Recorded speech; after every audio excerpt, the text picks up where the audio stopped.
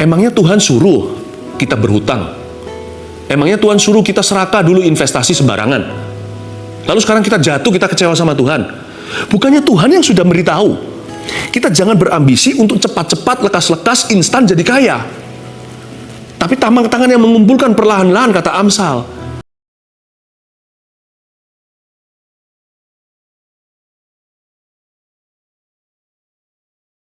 Tuhan Yesus, Kau layak terima pujian, Kau terima segala penyembahan. Tuhan, hanya Engkau yang layak. Tabunglah air mata umat-Mu dalam kirbat-Mu. Dan setiap sukacita di hati, Tuhan biarkan memberi kemuliaan hanya bagi Tuhan.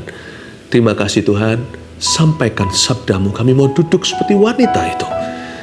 Duduk diam di kaki Yesus. Ajari kami untuk berdoa. Permintaan yang sama seperti murid-murid 2000 tahun lalu. Teach us to pray.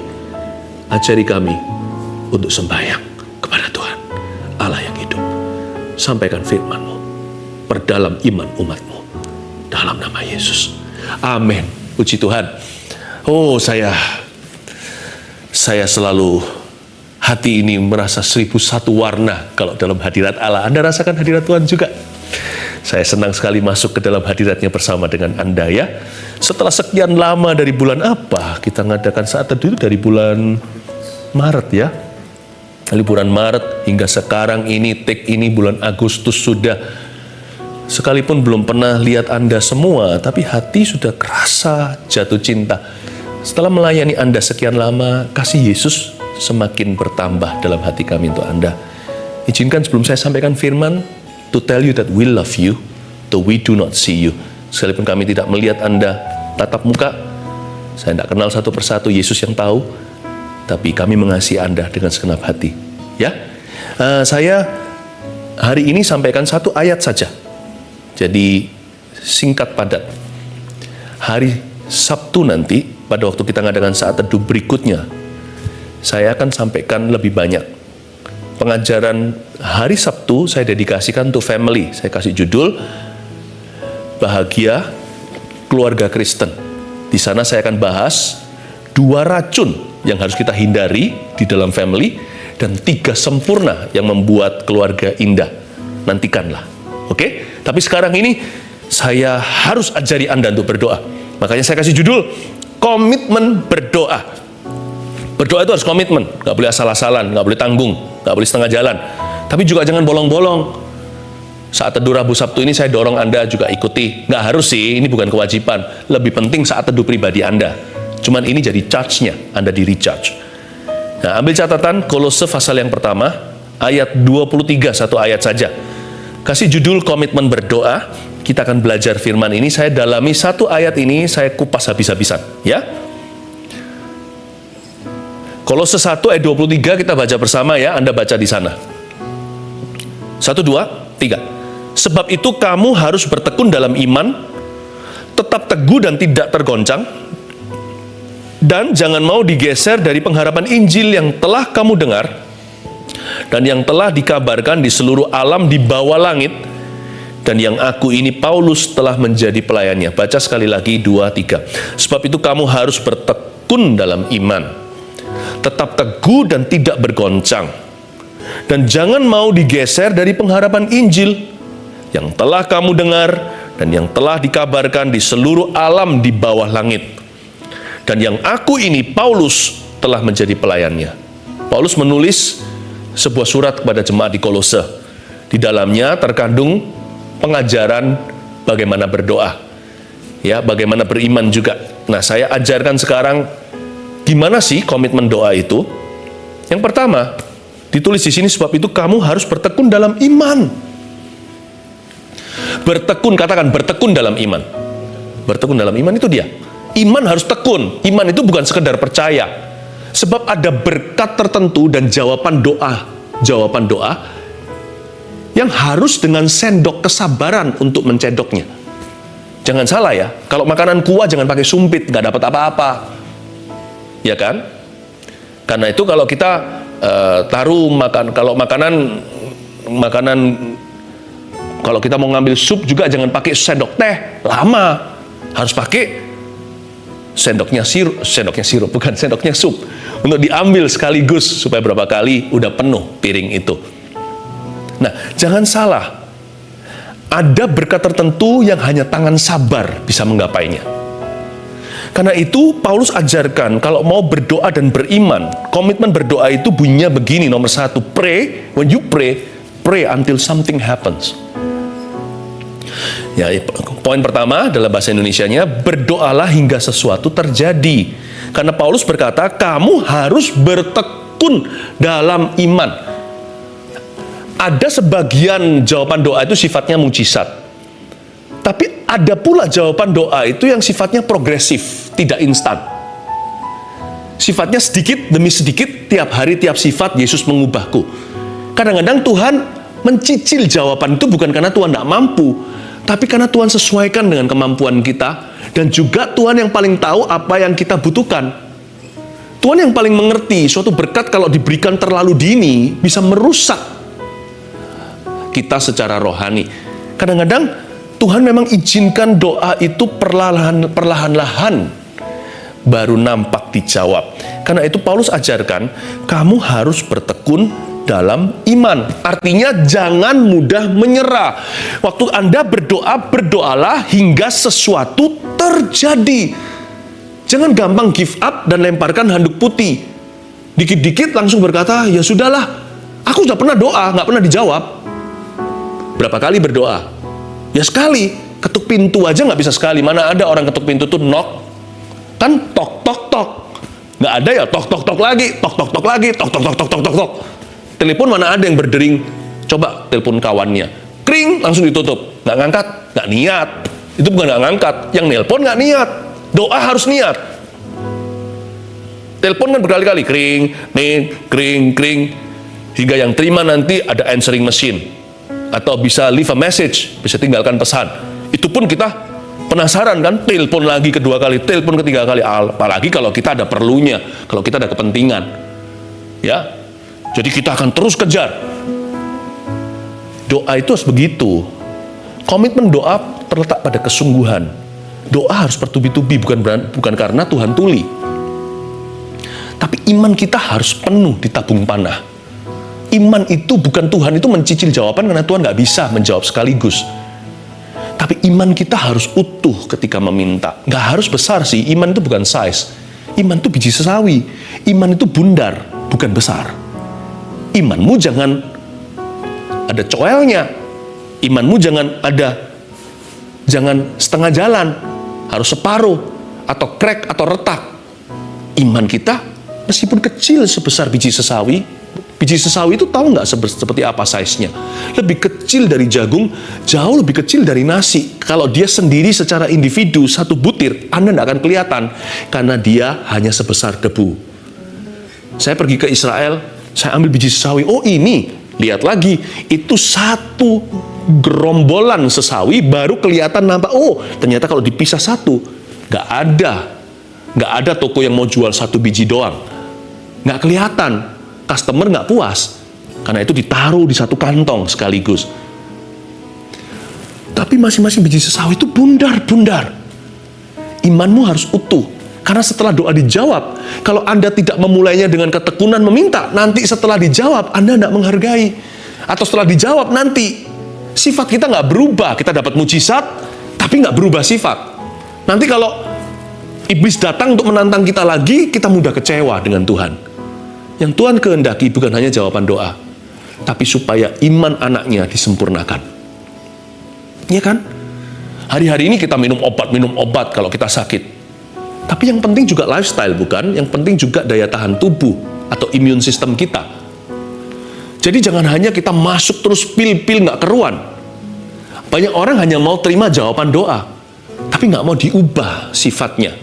Iman itu dua sisi. Iman itu pedang bermata dua. Satu, jalan ke kasih karunia, Roma 5. Membuat jawaban itu tiba, mujizat juga.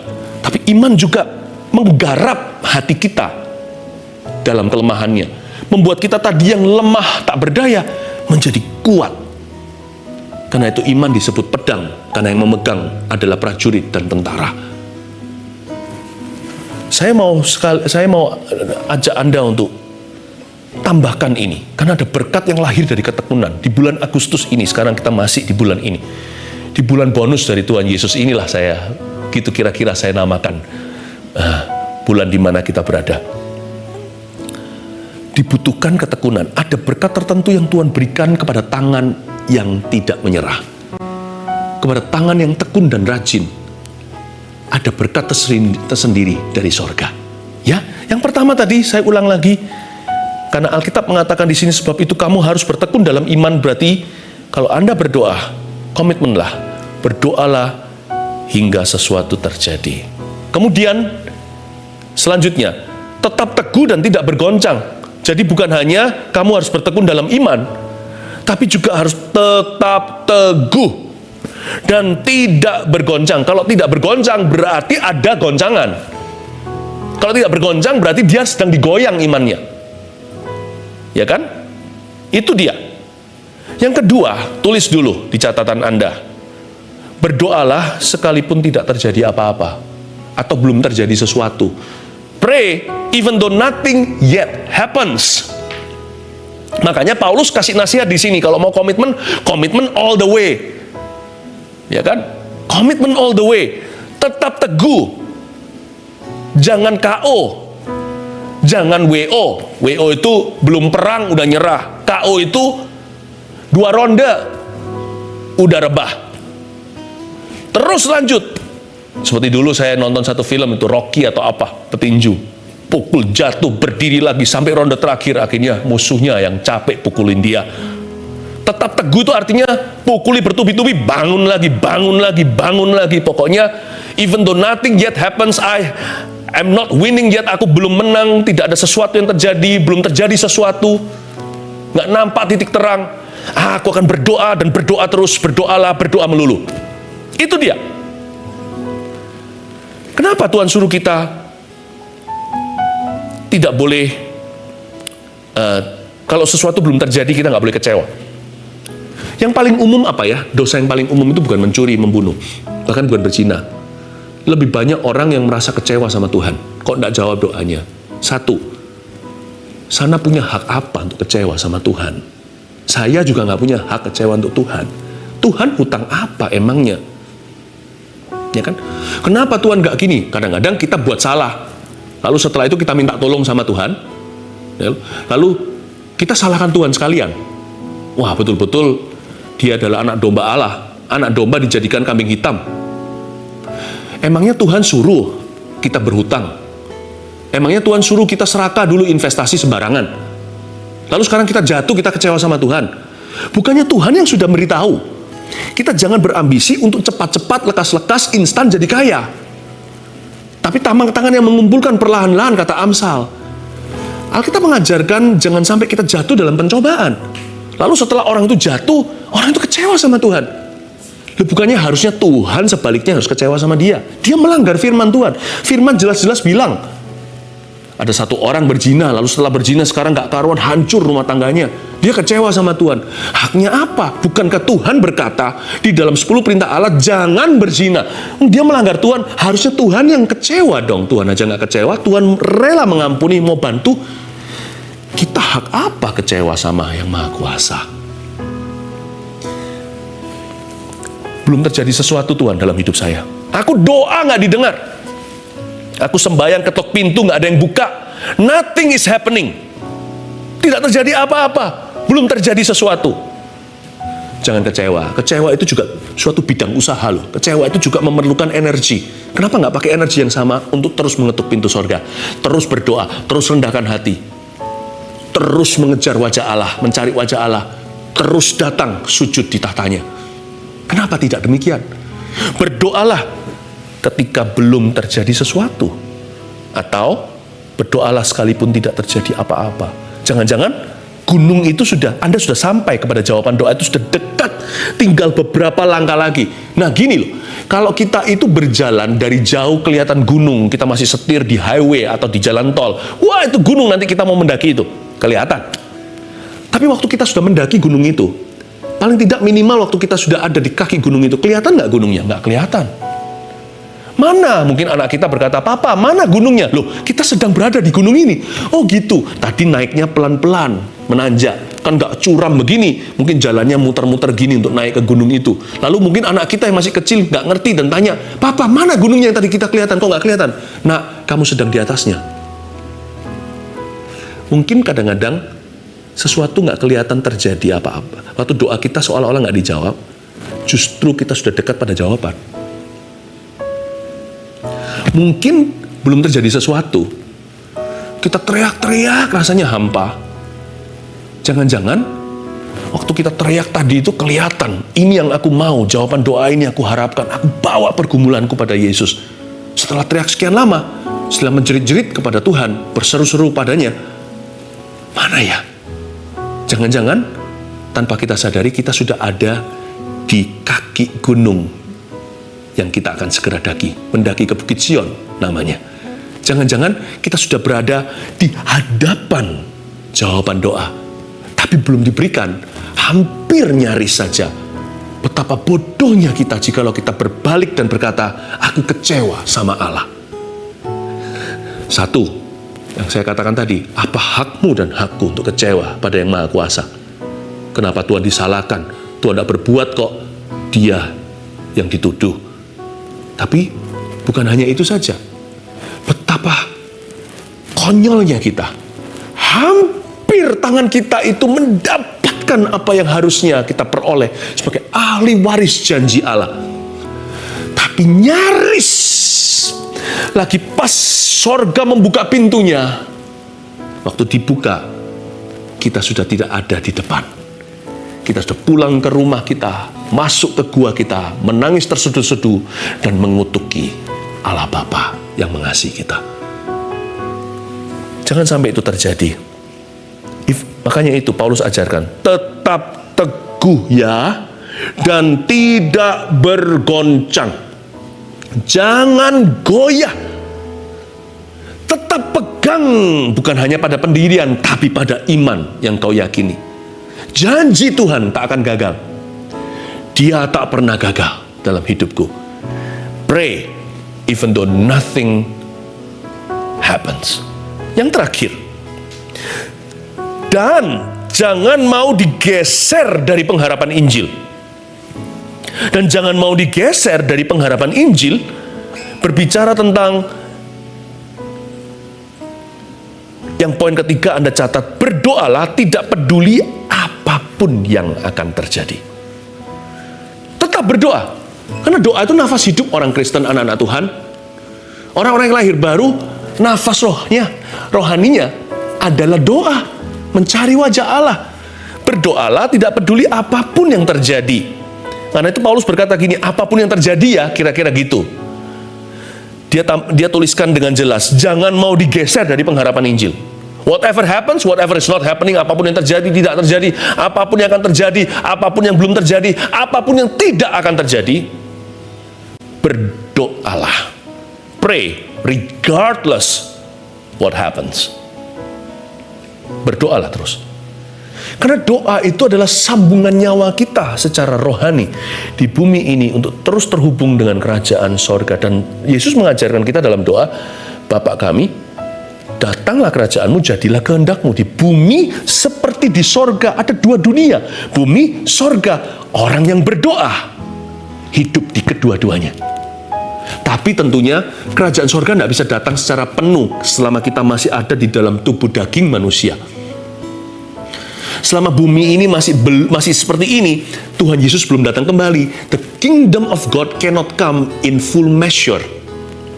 Maksud saya begini, kerajaan Allah itu kita doakan dalam doa Bapa kami, datanglah. Supaya terjadi dimensi-dimensi the kingdom of Christ, kerajaan Kristus. Namun demikian, kita tidak bisa harapkan kerajaan Allah itu datang sepenuhnya. Tidak bisa.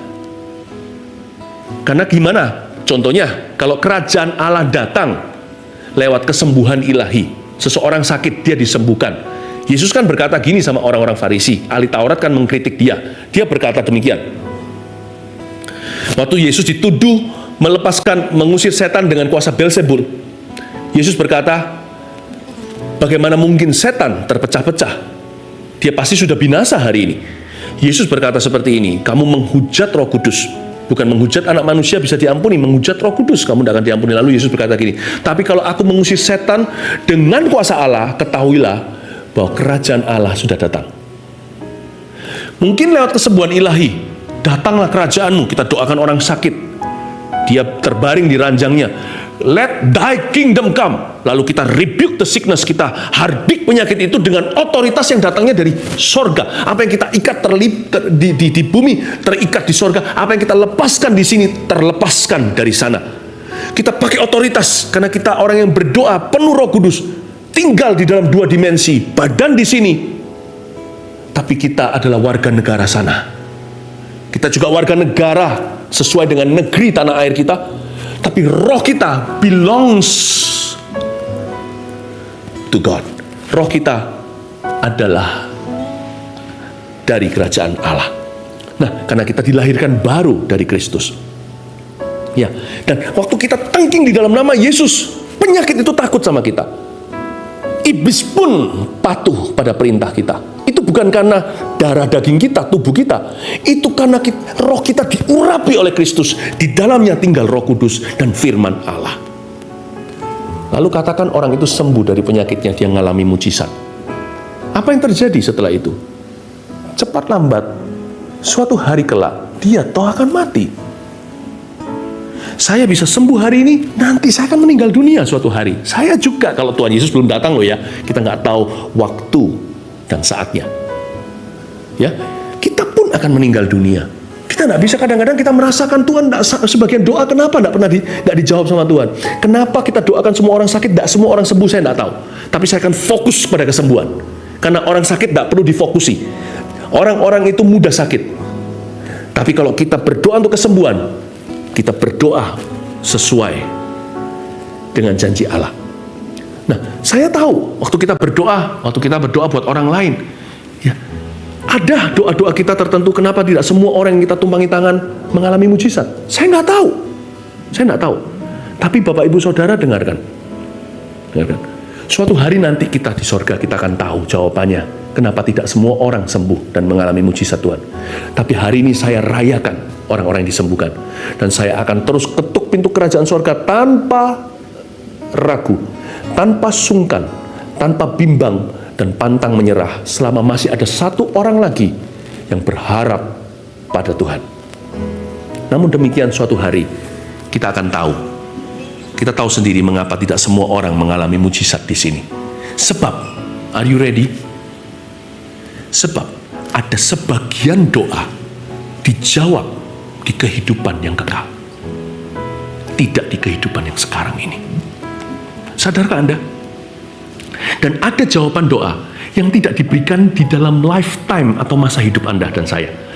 Tapi Tuhan akan menjawab doa Anda di generasi berikutnya setelah Anda.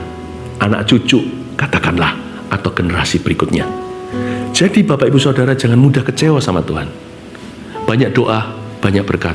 Kurang doa, kurang berkat. Tidak berdoa, tidak ada berkat.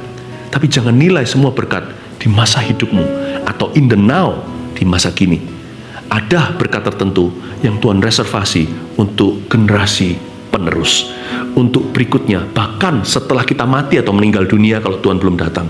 Ada doa-doa tertentu, ada harapan kita yang akan terjawab nanti selama-lamanya. Saya layani satu orang, mungkin orang itu nggak ngalami mujizat, tapi waktu saya layani, dia kenal Tuhan. Ya kan? Mungkin doa saya untuk kesembuhannya belum terjawab, tapi pelayanan saya, yaitu pelayanan Kristus melalui saya terhadap orang itu, akhirnya menuai buah. Orang itu suatu hari akan masuk dalam kekekalan karena ministry saudara dan saya. Makanya Yesus berkata, jangan kamu bersukacita karena iblis patuh sama kamu, tapi karena namamu tertulis dalam kitab kehidupan. Sebab ada sukacita yang hanya diberikan di hidup yang kekal. Ada damai sejahtera yang direservasi untuk nanti. Dan hanya ada kasih yang disempurnakan ketika kita sudah bersama dengan Tuhan, Allah Bapa kita di sorga suatu hari. So, hanya karena kita belum mengalami jawaban 1-2, jangan putus asa. Pray nonetheless, tetaplah berdoa. Tidak peduli apapun yang terjadi atau yang tidak terjadi. Amin. Saya ulang lagi review 3 ini. Satu, komitmen berdoa gimana? Pray until something happens. Berdoalah hingga sesuatu terjadi. Dua, berdoalah sekalipun tidak terjadi apa-apa. Tiga, berdoa tidak peduli apapun yang terjadi. Amin. Terima kasih Yesus. Tetap diulurkan tangan sebagai titik pertemuan iman. Aku memberkatimu di dalam nama Bapa, di dalam nama Yesus, di dalam nama Allah Bapa, Putra, dan Allah Roh Kudus, yaitu di dalam nama Yesus. Diberkatilah pekerjaanmu, pekerjaan lama maupun yang sekarang dapat pekerjaan baru. Diberkatilah kandungan seseorang untuk memperoleh keturunan. Diberkatilah kesehatanmu, yang sakit akan sembuh. Di dalam nama Yesus aku imani, ku pertaruhkan seluruh iman biji sesawiku. Selama ada orang yang berharap sama Tuhan, aku akan pikirkan orang sembuh, bukannya tidak sembuh, tetapi yang mengalami mujizat. Itu yang aku imani. Terimalah keselamatan bagi orang yang ragu, bimbang, yang selama ini tidak pernah lahir baru. Sekarang bertemulah dengan Roh Kudus. Sekarang berjumpalah secara pribadi dalam hatimu dengan Kristus. Terima kasih Tuhan Yesus. Diberkatilah keluarga Anda, hubungan dalam rumah tangga. Diberkatilah anak cucumu. Diberkati keluar masukmu, setiap janjian, setiap urusanmu. Tuhan menyertaimu. Tuhan tidak meninggalkanmu. Sekali-kali Dia tidak akan menolakmu. Terima kasih Tuhan Yesus, Engkau hari ini telah menunjukkan kebaikan-Mu, dan kami rasakan urapan-Mu di saat teduh ini. Sesuatu sedang terjadi, sesuatu sudah terjadi, sesuatu akan terjadi bagi orang-orang yang berdoa dan berseru pada nama Tuhan. Di dalam nama Yesus Kristus. Amin.